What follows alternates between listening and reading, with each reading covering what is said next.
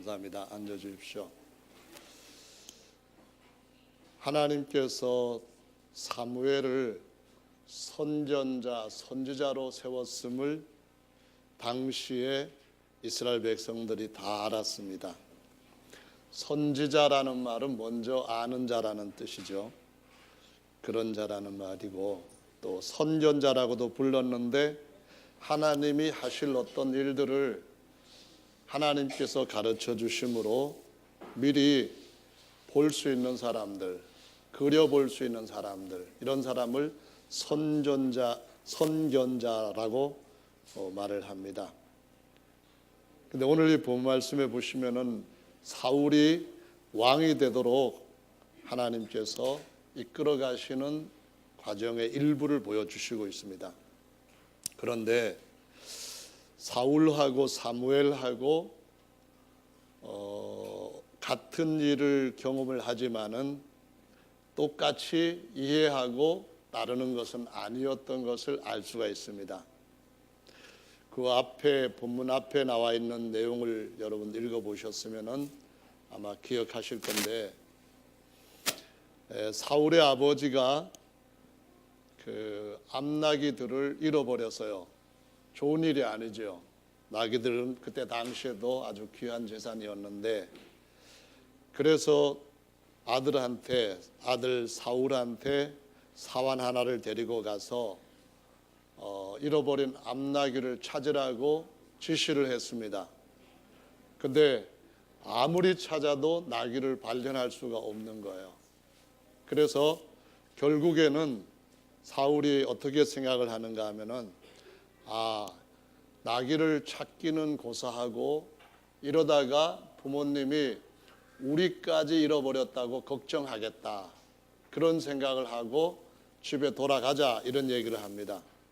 그런데 거기에서 조금 방향이 틀어진 것이, 같이 갔던 사환이 하는 말이 바로 이 성에 선견자가 살고 있다고 합니다. 그러니까 우리가 선견자를 한번 뵙고 나귀를 어떻게 찾을 수 있는지 물어보는 것이 좋지 않겠습니까? 라고 말을 합니다.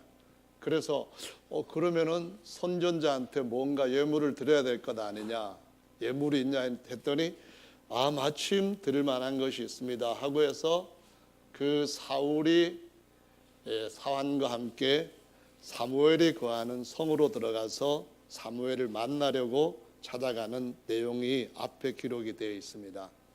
여기까지 사울은 왜 암나귀가 어디로 가서 찾지 못하게 됐는지, 아무리 열심히 찾아도 기진맥진한 상태인데도 찾지 못하게 되어서 자기들도 오히려 걱정거리로 이렇게 바뀌게 되었는지, 또 선전자가 있는 그 성까지 그들의 발걸음이 왜 왔는지 모르고 있었단 말입니다. 그런데 선전자가 그것을 사울과는 다르게 알 수 있었다는 말씀이 오늘 본문에 기록되어 있는 말씀이잖아요. 선견자는 하나님이 가르쳐 주심으로써 무엇을 알게 되었는가 하면은, 내가 베냐민 땅에서 한 사람을 보낸다. 그래서 그 사람한테 너 기름을 부어서 이 백성의 지도자 왕으로 삼아라. 내가 그를 너에게 보내어서 지도자를 삼게 하려고 이렇게 일을 잘 꾸몄다라고 알려주신 것을 볼 수가 있습니다. 자, 그러면 여러분, 여기에서 여러분은 사울이 되고 싶으십니까? 아니면은 사무엘이 되고 싶으십니까? 네, 다 사무엘이 되고 싶으실 겁니다. 이것은 하나님께서 일하시는데 사울의 시각을 가지고 볼 때는 굉장히 힘들고 또 어떤 나쁜 부정적인 그러한 일들이 우리 가운데 일어나는데, 그럼에도 불구하고 사무엘의 선전의 그 시각으로 볼 때는 얼마든지 더 좋은 일로 우리한테 진행되고 있다고 하는 것을 알고, 그로 인하여서 일을 더 잘 성취하고 하나님 앞에 더 많은 복을 받고 하나님께 감사할 수 있는 생활로 바꿀 수 있다는 것을 가르쳐주는 그러한 역사적인 본래 있었던 사건이죠. 그래서 우리가 하나님 앞에서 하나님의 백성으로서 사무엘과 같이 살아가느냐, 그 이름을 위하는 백성이냐, 또는 그냥 우리 생활 가운데서 우리가 알고 있는 경험이라든가 지식을 따라 살아가는 그런 사람이냐, 이 삶의 두 차이를 나타낼 수가 있는데요. 사무엘이라고 하는 하나님의 이름이라는 뜻처럼 하나님의 이름을 위하고 하나님의 이름으로 우리를 이끌어 가시는 삶을 살게 되면은 우연이라고 보이는 그런 것들이 사실은 하나님께서 일하시는 과정이라는 것을 깨닫게 된다는 말입니다. 또 뿐만 아니라 우리한테 아주 안 좋은 일이라고 생각하는 일들도 사실은 이스라엘 백성들 중에서 그 어떤 사람도 처음으로 왕이 된 적이 없었는데 사울이 안 좋은 일로 시작을 해가지고 가장 이스라엘 백성들 중에서는 좋은 일을 얻게 되었던 것처럼 크고 좋은 일로 바꾸어질 수 있는 은혜와 복을 받을 수 있다 하는 것을 보여주시고 있다는 겁니다. 그래서 이것을 우리가 섭리라는 말을 쓰는데요. 섭리라고 하는 단어의 의미를 사전에서 찾아보면은 첫 번째로는 아프거나 병에 걸린 몸을 잘 조리함이라고 나옵니다. 이것은 우리의 생활이 어떤 잘못으로 인하여서 아니면은 잘못이라고 여겨지는 일들로 인하여서 막 꼬였다 생각할 때 그것을 잘 컨트롤하고 그것을 잘 해결할 수 있는 것을 섭리라는 말로 쓸 수 있다. 일반적인 의미가 그렇다라는 말이고요. 두 번째 섭리라는 의미를 보면은 대신하여 처리하고 다스림이라는 말을 씁니다. 그 말은 내가 이 일을 처리를 할 수 없으니까 잘할 수 있는 사람을 그 자리에다가 놓자는 겁니다. 그래서 사울의 사환이 우리가 이 문제를 풀어야 되는데 잘 못 풀겠어요. 그러니까 그냥 돌아가는 것보다 지금까지 고생한 것 헛수고로 끝나는 것이 아니라 그 다음에 섭리를 따라가 봅시다, 이런 말을 한 것과 같다는 겁니다. 여러분, 며칠 동안 고생하고 몇 년 동안 고생을 했는데 거기에서 섭리를 따르게 된다고 한다면은 그 일이 가장 영광스러운 일로 우리한테 주어지게 될 것인데, 만약에 사울이 사환의 말을 듣지 않고 괜찮아, 그냥 집으로 돌아가자, 여기서 끝내는 것이 더 수고를 더는 거야, 이렇게 하고 갔다고 한다면은 하나님께서 사울한테 주시고자 하시는 복을 얻지 못할 수도 있게끔 된다는 것이죠. 그래서 하나님께서 우리의 삶 가운데 이거를 잘 처리하시고 대신하여서 잘 다스릴 수 있도록 하는 것을 섭리다라고 이해할 수가 있겠고요. 세 번째로는 자연계를 지배하고 있는 원리와 법칙을 섭리라고 한다고 풀어놓았습니다. 그러면은 자연계라고 하는 것은 광대합니다. 그 안에는 태양이 있고 그 태양을 돌고 있는 많은 별들이 있고, 뿐만 아니라 그 태양에 의해서 에너지를 받고 힘을 얻고 살아가는 많은 식물들, 동물들이 있고요. 그래서 자연계라고 할 때는 아주 광범한데, 자연계를 지배하고 있는 원리와 법칙이라면은 이거는 정말 대단한 법칙이고 대단한 원리라는 것을 알 수가 있는데요.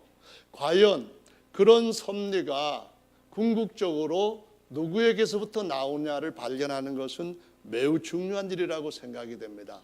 여러분, 성경은 말씀하시기를 하나님께서 말씀으로 만물을 창조하셨고 말씀의 권능으로 만유를 붙들고 계신다라고 말씀하고 있습니다.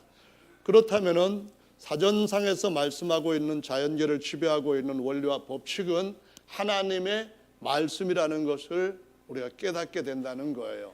그러면은 하나님께서 그 말씀으로 우리를 그 모든 것들을 주관하시고 관리하시고 하는 그런 것들이 사실은 하나님의 섭리라는 것이고, 하나님이 능히 그 일을 그 자연계 속에 있는 우리 속에도 영향을 끼친다는 것을 보여주는 말이라는 거죠. 근데 그런 의미에서 네 번째로 섭리의 의미는 기독교에서는 세상과 우주 만물을 다스리는 하나님의 뜻이라고 정의를 하고 있습니다. 그래서 하나님께서 사무엘에게 함께 하시면서 사무엘에게 뭔가를 보여주시는 것처럼 우리 삶 가운데도 하나님의 이름을 위하는 백성으로 살아갈 때에 그런 일들을 보여주시고 그런 일들을 어떻게 하시려고 하신다는 것을 말씀하시고 있는 겁니다. 보이게 된 사무엘과 듣게 된 그 사무엘에 의해서 보이지 않던 사울이나 사울의 사환도 그의 가문도 하나님께서 주시는 더 큰 것들을 경험할 수 있도록 하시는 일을 하나님께서 섭리하셨다라고 말씀을 하시는 것입니다. 그래서 이 섭리의 섭자를 보면은 뜻은 당길 섭자인데 이 섭자가 만들어진 모양을 보면은 귀 변에다가 아니요 그 손수변에다가 귀를 위에 두 개, 아래 두 개 합쳐 놓은 모양으로 만들어져 있다는 것입니다. 그러니까 섭자는 손을 갖다 대고 귀에 속의 귀, 그 다음에 중간에 있는 귀, 그 다음에 겉에 있는 귀, 구조적으로 이렇게 세 가지 귀를 우리 인간이 가지고 있는 영의 귀, 혼의 귀, 그리고 육신의 귀를 모두 다 하나님께서 우리를 어떻게 이끌어 가시는가 하는 것을 볼 수 있고 들을 수 있는 쪽으로 기울여야 된다고 가르쳐 주는 글자가 된다는 것입니다. 그럼 우리가 육신적으로 일어나는 일에 대해서 하나님의 섭리를 따라서 귀를 기울일 필요가 있다는 거죠. 하나님께서 우리에게 주시는 그 어떤 상황에 대해서 우리가 하나님의 지혜를 가지고 살아가는 그 혼적인 길을 가지고 분별할 필요가 있다는 것이죠. 하나님께서 우리에게 어떠한 계획을 갖고 계시며 어떤 목적을 이루기 위해서 인도해 가고 계시는지 그것을 들을 수 있는 영적인 귀에 귀를 기울일 필요가 있다라는 것을 보여주시고 있습니다. 그러므로 하나님을 믿는 사람들과 하나님을 믿지 않는 사람들의 삶은 그 과정도 다르게 되고 과정에서 어느 시점마다 얻게 되는 결과도 다르게 되고 하나님께서 주시는 최종적인 인생의 결말은 너무나 다르기에 그 차이를 나타내게 된다는 것을 보여주시고 있다는 것입니다. 그래서 오늘 저는 우리 모든 성도님들한테 모든 삶 가운데서 하나님의 섭리에 따라서 하나님께서 여러분의 삶에 관여하시고 하나님께서 계획하시고 하나님께서 이루시는 일들을 많이 경험하셔서 하나님께는 영광이 되고 여러분한테는 기쁨과 평강과 그리고 감사가 넘치는 삶이 되시기를 예수님의 이름으로 축원하는 것입니다. 할렐루야. 아멘. 성경 말씀에 보면은 너무나 많은 경우에 우리가 주의하여 볼 때에 아주 참 희한하게 우연스럽게 그런 일들이 쫙 마주쳐 가지고 풀려가는 것들을 보게 된다는 겁니다. 한두 번이 아니라 많이요. 예를 들자면은 구약에서 하나님께서 아브라함한테 아주 특이한 아들을 주셨고 그 아들의 아내를 얻게 하기 위해 가지고 고향 땅으로 종을 보내게 되는데 종이 그 고향 땅에 가서 물가에서 하나님 앞에 그냥 속으로 기도를 몇 번 쫙 했는데 기도를 마치자마자 곧바로 하나님께서 정해주신 그 여인이 그 자리에 딱 나타났던 것을 볼 수가 있습니다. 이거는 무엇을 얘기하는가요? 이미 하나님께서 종의 발걸음과 그리고 리브가의 발걸음을 거기에서 만날 수 있도록 해주신 것이고 그가 기도한 것은 하나님의 섭리를 믿고 따르겠습니다 하고 기도했을 때에 그 일이 그대로 그 앞에서 이루어졌고 이전에도 하나님의 섭리요 이후로도 하나님이 섭리를 따라 잘 이끌어갈 것임을 보여주는 증거가 된다는 것입니다. 그래서 성경에 보면은 어떤 경우에는 우연이라고 하는 말을 쓰지만은 또 어떤 경우에는 뭐라고 썼는가 하면은 마침 이런 표현을 많이 씁니다. 우연이라고 하는 경우를 보면은 어떤 것인가 하면은 룻기에 보면은 룻이 모압에서부터 돌아왔습니다. 아무것도 없는 지금 정말 절박한 가난한 처지가 되었습니다. 남편이라도 있다면은 그러면은 남편이 어떻게 밖에 나가서 먹을 거리라도 구해올 건데 남편도 없습니다. 거기다가 가족도 없어요.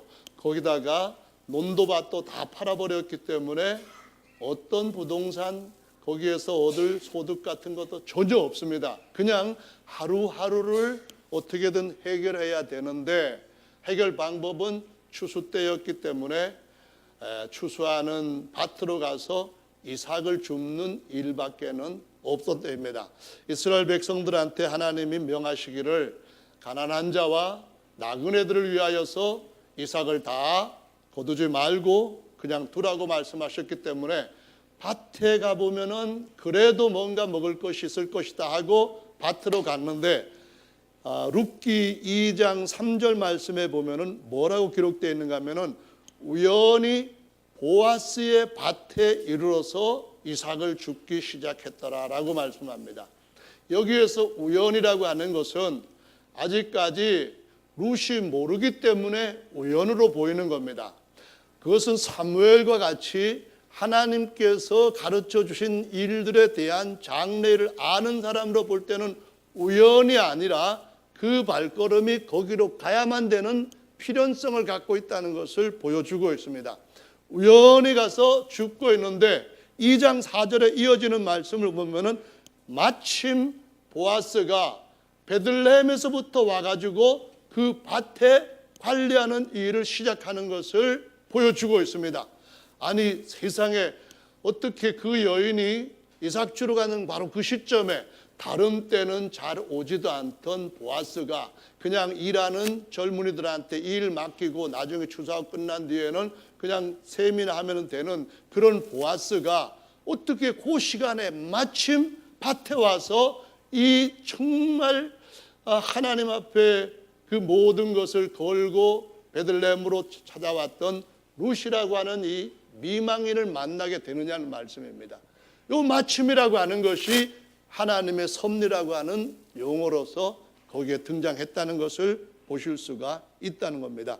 그래서 결국 보아스는 그 룻한테 마음이 탁 열리게 되고 내가 이 여인과 결혼하고 이 여인과 나오미를 저는 살 수 있도록 보장이 되어줘야 되겠다 하고서는 자기가 그 나오미와 룻의 보호자가 되고 섬기는 자가 되기로 마음을 먹었습니다. 그런데 구속하는 조건에 있어서는 자기보다 더 가까운 친족이 있기 때문에 하고 싶어도 할 수 있는 아니었습니다.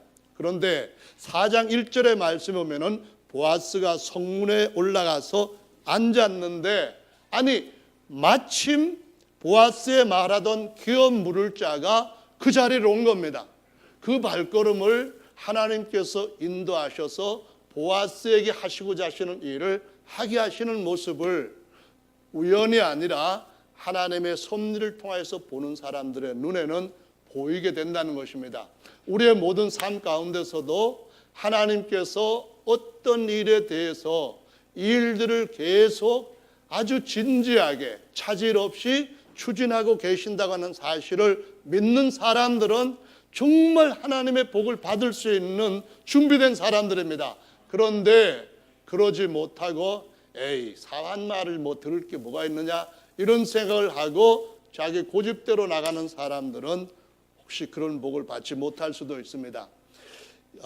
아람 지역에 많은 문둥이가 있었고 이스라엘 지역에도 많은 문둥이가 있었던 때에 그 종으로 잡혀갔던 이스라엘에서 전쟁 중에 종으로 포로로 잡혀갔던 여종 계집 아이가 하나 있었습니다. 근데 그 아이가 하필이면은 아람 지역에서 가장 큰 용사였던 그 나만이라고 하는 장군의 집안의 조그만 일들을 하는 여종으로 들어가게 됩니다.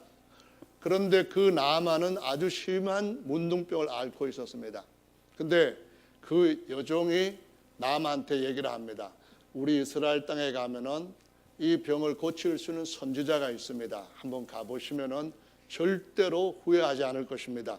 이런 말을 했을 때에 그 말을 듣고 나만이 이스라엘 땅으로 갑니다.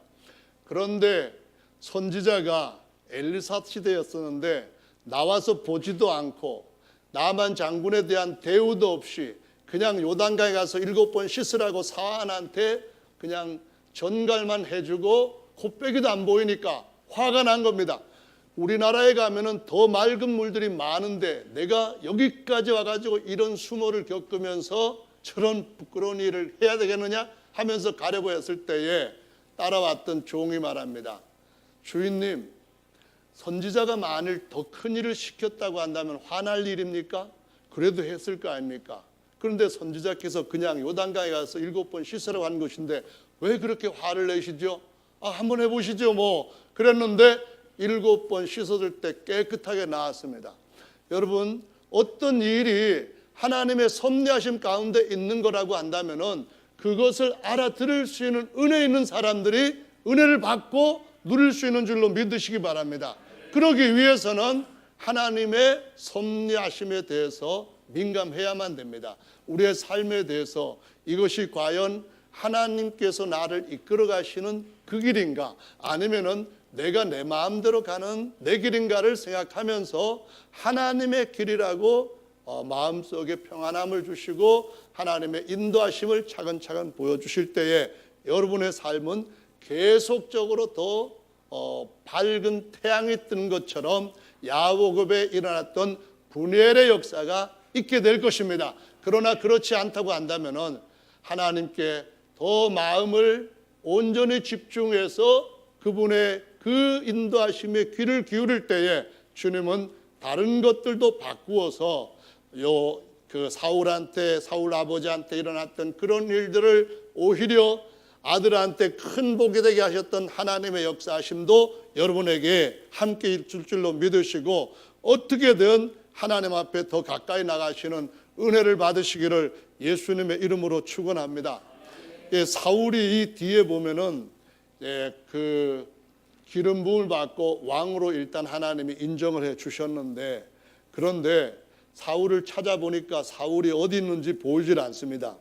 사울이 어디 가냐고 말 찾아봤더니만 제구 뒤에 숨어가지고 나 같은 사람이 어떻게 제사장 그 이스라엘의 왕이 될 수 있는가 하고 그냥 떨고 있습니다. 그런데 일단은 모든 사람들 앞에 사무엘이 그를 왕으로 하나님께서 세우셨다고 하는 것을 공포를 했습니다.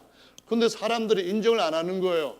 어떻게 인정받지 못했다는 걸 알 수 있는가 하면은 사무엘상 10장의 말씀에 가보시면은 사무엘이 사울한테 기름을 부어서 왕이 되게 하고 그 다음에 숨어있던 그를 이스라엘 백성들한테 공개적으로 왕으로 취임식까지 시켜놨는데 11장에 가보면은 사울이 쟁기를 들고 논을 갈고 있는 밭을 갈고 있는 모습으로 등장합니다. 그 말은 무슨 얘기냐면은 왕으로 인정을 안 하겠다는 거예요. 그만큼 사울의 집안은 정말 약했던 집안이었고 별 볼 일 없는 집안이었는데 사무엘로부터 기름 부음을 받고 그렇게 인정을 받았는데도 불구하고 일부에서는 인정하지 못하고 있는데, 그런데 거기에 마침 어떤 일이 일어나는가 하면은 암몬 사람들이 이스라엘을 공격을 해와서 길랏 야베스와 대진을 하게 되었습니다.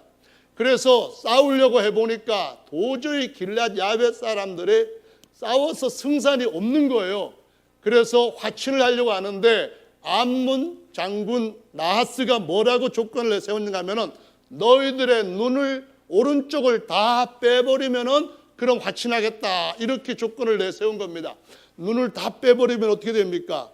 그러면은 정말 보기가 흉할 뿐만 아니라 전쟁에서 실제로 화살을 쏠 때에 이 눈이 안 보이면은 제대로 맞출 수도 없는 그러한 전쟁 불가 상태로 이들을 완전히 잡아버리겠다고 하는 비참한 조건을 내놓은 겁니다. 그래서 우리가 7일 동안만 기회를 달라. 우리가 만약에 우리를 이끌고 싸울 만한 사람이 없으면은 너희들 조건에 따를 수밖에 없지만은, 그러나 만약 하나님이 누구를 세우신다면은 그럼 우리가 너희들하고 싸우겠다 했는데 이 소식을 막 전하니까 사람들이 울고 불고 난리가 났습니다. 그런데 그때 마침 사울이 밭에서 소를 몰고 오다가 그 소식을 자기 성 사람들한테도 전해져서 그 성 사람들이 막 우는 소리를 듣는 거예요. 왜 이렇게 우느냐, 도대체 무슨 일이 일어났길래 이렇게 슬피 우느냐 했을 때에 그때에 그 소식을 딱 듣습니다. 근데 거기에 또 말씀이 뭐라고 나오냐면은 마침 소몰고 오던 사울한테 하나님의 신이 강하게 임하셔서 사울이 사람들을 모아가지고 33만 명을 가지고 이 암몬 자들을 완전히 무찔러 버렸다고 말씀하고 있습니다. 무슨 얘기입니까? 어떻게 보면은 적군이 쳐들어왔을 때 사울한테는 정말 기가 막힌 그런 막 왕이 돼가지고 아직도 왕으로서 인정도 받지 못하고 밭이나 갈고 있는 그런 형편인데 큰일 난 거예요. 그런데 마침 하나님이 그 논에서 나오던 사울한테 그 소식을 정확하게 그 타임에 듣게 하시고 그 시간에 하나님이 사울에게 강력하게 성령으로 감동을 주시면서 이 적군들을 물리치고 이스라엘의 왕으로 인정받을 수 있는 엄청난 기회로 삼게 만들어 버리셨다는 것입니다. 그러므로 우리에게 일어나는 여러 가지 일들이 어떻게 보면 어두운 일이고 어떻게 보면 부정적인 일이라 할지라도 하나님의 섭리 안에서는 하나님께서 다 온전히 이루어 주시고 참되게 이루어 주시는 하나님의 은혜와 역사심이 있다고 하는 사실을 보여주시는 것입니다. 할렐루야. 그래서 저와 여러분들이 이 마침이라고 하는 그것이 그냥 사전상의 의미로서는 어떤 경우나 기회에 알맞게 그래서 필요한 때에 아주 공교롭게 그 일이 일어났다 이런 생각으로 그냥 그 전에 한번 있었는데 앞으로도 있으면 좋고 없어도 뭐 괜찮고 이런 것이 아니라 하나님께서 그분의 시간에 마침내 그 일을 성취하시는 은혜 입은 사람으로 사시기를 예수님의 이름으로 축원합니다. 정말 이것은 중요한 일이죠. 다윗 같은 경우도 보면은 사울의 뒤를 이어서 왕이 되는데 다윗이 하필이면 왜 그 아버지가 그때 형들한테 먹을 것 좀 갖다 주라고 혹시 전쟁에서 배고플지 모르니까 가서 먹을 것 갖다 주고 겸사겸사 형들이 그래도 부상은 안 당했는지 어떤 형편에 있는지 네가 가서 가만히 알아보고 와라 했습니다. 아니 그때 갔을 때가 블레셋하고 대치하고 있던 때입니다. 그런데 거기에서 뭐가 나오면은 마침 군대가 전장에서 블레셋과 마주하고 있던 때이고 그 다음에 또 마침 뭐라고 나오는가 하면은 그들과 함께 말을 하고 있는데 그 시간에 골리앗이 딱 등장을 하는 겁니다. 그거 보면은 참 하나님이 드라마를 찍어도 멋있게 진짜 참 연출하신다는 생각을 안 할 수가 없습니다. 정말 마침 같은데요. 이런 마침이라고 하는 그런 역사는 여러분 잘 아시는 것처럼 에스더에 보면은 아주 기승전결이 기가 막히게 전개되면서 큰일 났다 어떡하지 그럴 때에 하나님이 마침 역사하시는데 완전히 반전시키는 이런 일들을 하시는 것을 볼 수가 있다는 겁니다. 적들한테 이제 나라는 빼앗기고 짓밟히고 있는 판에 그 나라에 끌려와 가지고 포로로 근근히 살아가거나 아니면 그냥 겨우겨우 아주 나라망한 불쌍한 백성으로 힘없는 정말 버림받은 백성으로 살고 있는 판에 아니 최고의 권력자로부터 날짜 잡아가지고 이스라엘 나라 사람들 다 죽일 거다. 그때 주변의 사람들 마음 놓고 그 사람들 다 죽이고 가지고 있는 거 뺏을 만한 거 다 뺏어라. 이러한 절대절명의 때에 하나님은 어떤 일을 하십니까? 마침 그분의 섭리를 계속해서 이루시는 그 귀하고 놀라운 역사들을 계속 보여주신 줄로 믿으시기 바랍니다. 그러므로 우리의 삶 가운데서 어떤 일이 하나님의 뜻을 쫓아 사는 자에게 일어날 때에 사람의 눈으로 보지 마시고 섭리를 볼 수 있는 섭리를 들으려고 하는 그 마음을 열고 매번 하나님께서 베풀어 놓으신 좋은 식탁을 여러분의 것으로 차지하시게 되기를 예수님의 이름으로 축원합니다. 하나님이 이스라엘 백성들을 광야에서 인도해 가실 때에 독수리가 자기 새끼를 기르는 것처럼 인도해 가셨다고 말씀을 합니다. 독수리가 새끼를 기를 때에는 높은 둥지에서부터 날만한 나이가 되었을 때는 밀어서 떨어뜨리게 되고, 그 떨어지는 독수리가 날갯짓을 처음으로 온몸의 힘을 다 써서 하게 되는데, 날갯짓을 하다가 결국은 포기하고 이제 떨어져서 땅바닥에 그냥 내가 박살이 나는구나, 그럴 쯤에 마침 그 떨어지기 직전 그 순간에 어미 독수리 와서 딱 받아가지고 안전하게 해주고 훈련시키고 또 훈련시키고 안전하게 보호하고 또 그렇게 하다가 마침내 잘 나를 수 있는 그 강한 독수리 맹금으로 만들어 버리는 것 같이, 하나님은 우리의 삶 가운데서 그분의 섭리를 따라서 그분의 인도하심을 따라서 사는 모든 사람들한테 기이한 일들을 지속적으로 이루실 분이신 줄로 믿으시고, 성경의 많은 경우에 그런 일들을 경험한 사람들처럼 여러분들도 성경 속에 그런 인물들 속의 경험 속으로 다 들어가게 되시기를 예수님의 이름으로 축원합니다.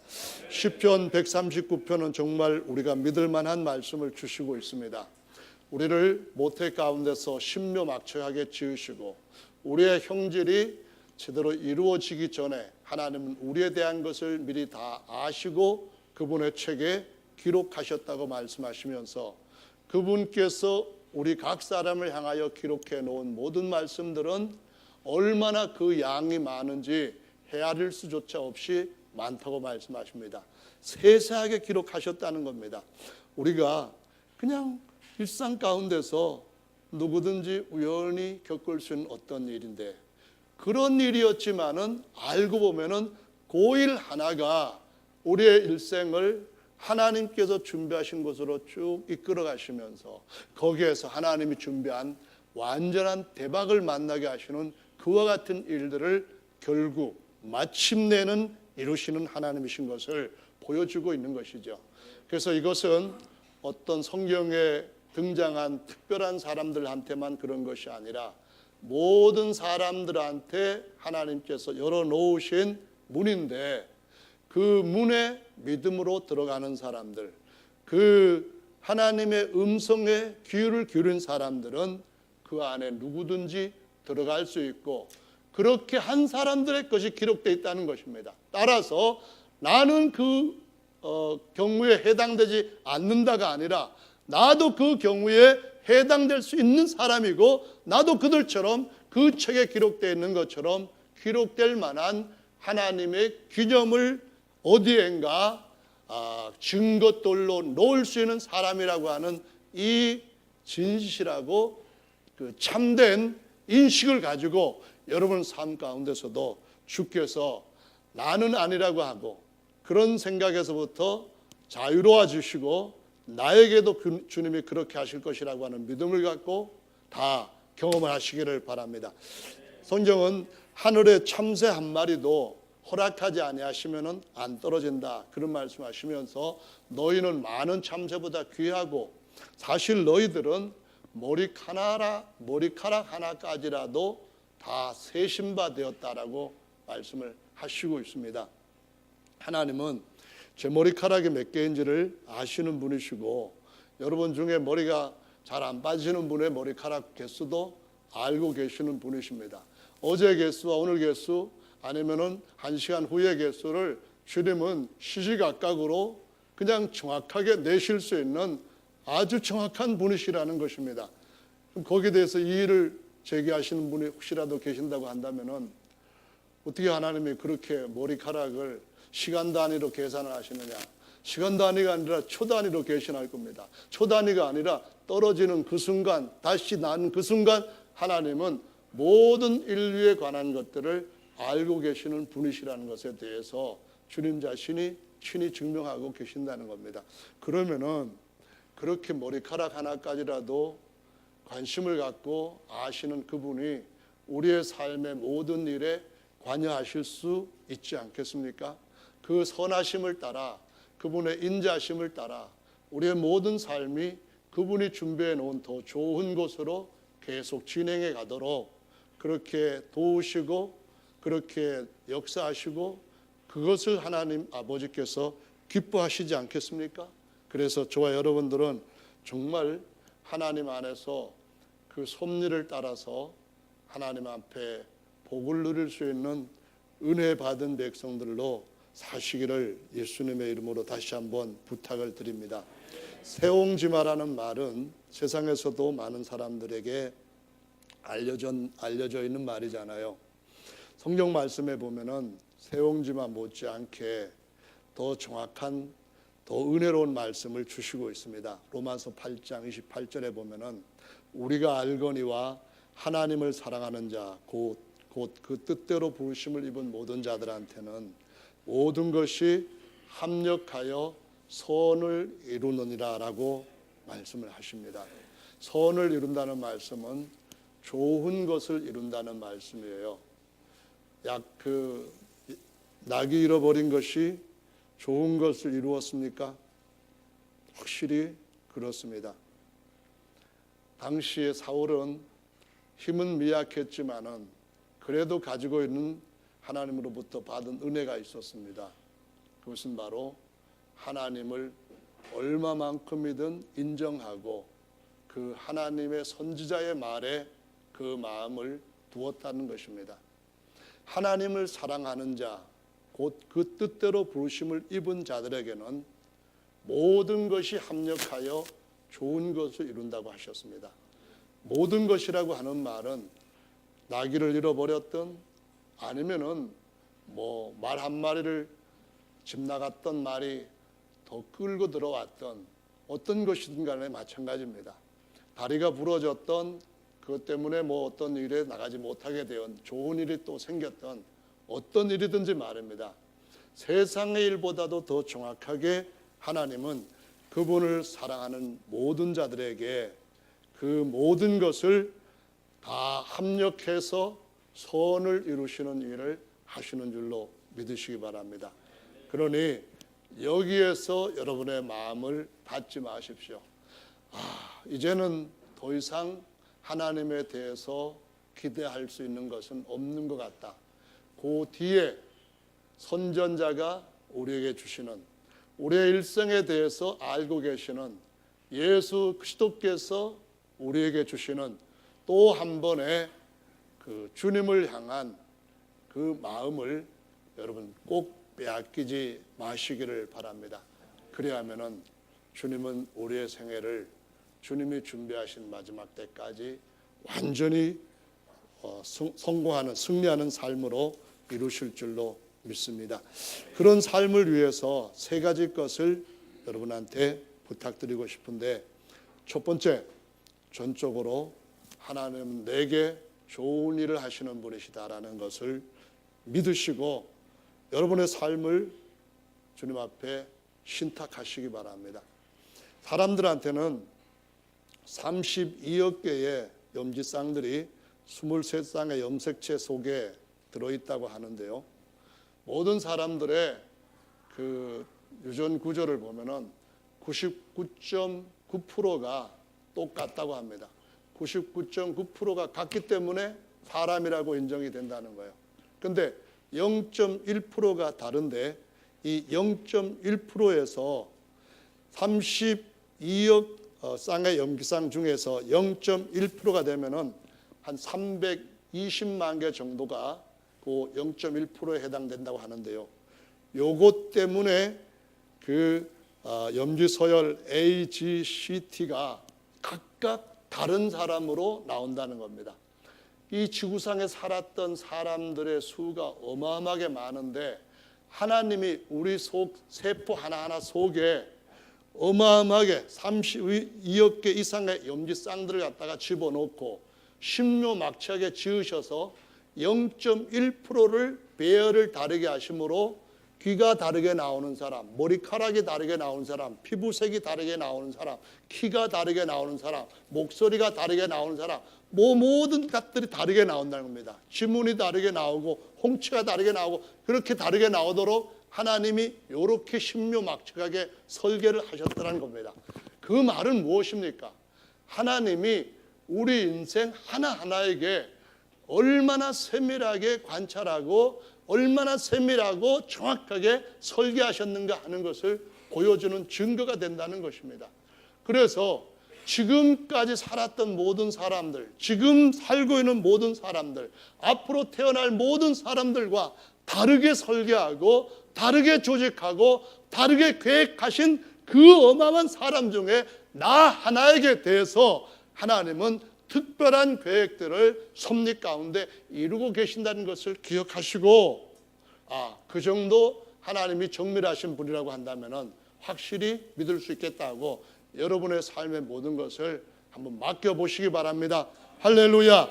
두 번째로는 그러므로 합력하여 모든 것을 선으로 돌려놓으시는 그런 반전의 하나님이시니까 어떻게 되겠습니까? 범사에 대해서 감사해야 된다는 겁니다. 어떤 일이 일어나든지 간에 하나님은 여전히 나를 합력하여 좋은 대로 세울 것이다 해서 감사해야 된다라고 말씀합니다. 어떻게 감사해야 됩니까? 하나님, 여전히 하나님은 살아계시고 나를 떠나지 아니하시고 그 일을 중단하시지 아니할 것이니까 하나님, 이 모든 이루실 그 선하심을 따라 감사합니다. 그래서 기도와 간구로 감사함으로 아뢰면은 주님이 우리의 마음을 지키시고 그 마음을 보실 때에 합력하여 선을 이루어 주시는 그 역사는 주님이 책임져 주실 줄로 믿으시기를 바랍니다. 할렐루야. 세 번째로는 우리가 이 땅에서 우리가 원하는 어떤 성취를 하지 못한다 할지라도 그 성취 못한 것은 그렇게 대단한 것이 아니라는 사실을 기억해야 됩니다. 내가 기대했던 것이 주님의 섭리가 이럴 것이라고 계획했던 것이 왜 안 이루어지지? 내가 죽을 때가 다 됐는데도 왜 나는 그것을 못 본 거야? 그럴지라도 그것은 여러분들이 잠깐 있다가 없어져 버릴 것들이니까 그것은 결국은 하늘과 땅에 사라지고 새하늘과 새 땅이 올 때에 모두 다 내 손에서부터 영원히 떠나버릴 것이니까 그것들을 그날에 더 온전하고 영원한 것으로 주시는 하나님이 마침내 영원한 더 완전한 복을 주실 분이라는 사실을 아시고 인생 끝까지 여러분이 갖고 있는 하나님 앞에서 마지막 호흡까지 주님 앞에 감사로 찬양으로 마치게 된다고 한다면 이 땅 모두가 나그네 길로 가게 되는데 그 나그네 중에 하나로서 여러분들은 그 수많은 사람들보다도 특별하게 한 사람으로서 하나님의 특이한 은혜와 대우를 받게 될 줄로 믿으시기 바랍니다. 여기 계시는 저와 여러분 모두가 하나님 앞에서 특별한 사람들입니다. 그 특별함, 다른 사람들과 다르게 구별됨을 하나님은 모든 우리 신체에다가 속에다가 새겨주셨습니다. 그것을 기억하시고 하나님은 지금도 내 인생에서 가장 귀한 일을 행하시고 계신다는 믿음으로 주님 앞에 승리하시기를 예수님의 이름으로 축원합니다. 앞으로들 나오셔서 다 같이 인생 주님 앞에 의탁하는, 주님 앞에 감사하는 그와 같은 시간으로 함께 기도하는 시간 잠시 동안 갖겠습니다.